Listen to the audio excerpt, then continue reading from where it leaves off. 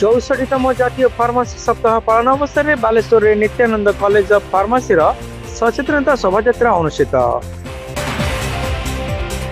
नवेम्बर मास 16 तारिख रु 22 तारिख पर्यंत समग्र देश में 64तम जातीय फार्मासी सप्ताह पालन करा बेले बालेश्वर शेरगढ़ स्थित नित्यानंद कॉलेज ऑफ फार्मासी पक्षर एक सचेतनता शोभायात्रा आयोजन माध्यम जनसाधारण मध्य सचेतनता सृष्टि करा जायछि।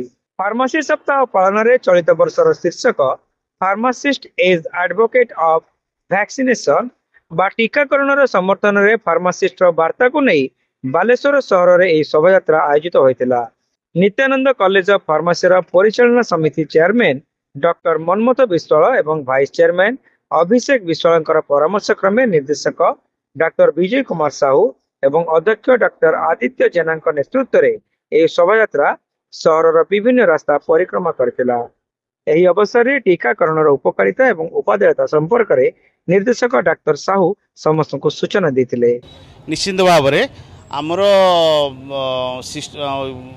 नेशनल फार्मेसी वीक उपलक्षे प्रतिवर्ष नवेम्बर मास तृतीय सप्ताह जातीय फार्मासी सप्ताह हिसाब से पालन कराई। उपलक्षे आमर नित्यानंद कॉलेज ऑफ फार्मासी छात्र छात्री एवं अध्यापक अध्यापिका माने आमे गोटे रैली व्यवस्था करिछु।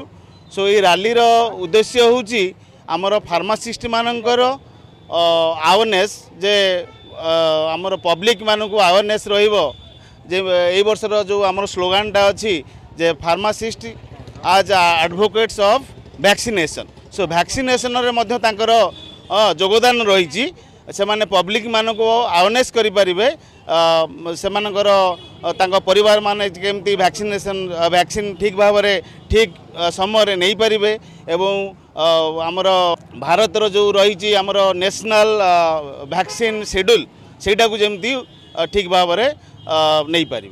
टीकाकरण पई उपयुक्त डाक्टरी परामर्श एवं सठिक समय सारणी अवलंबन पई प्लाक कार्ड माध्यम शोभायात्रा नित्यानंद कॉलेज ऑफ फार्मासी छात्र छात्री माने सचेतनता सृष्टि करथिले।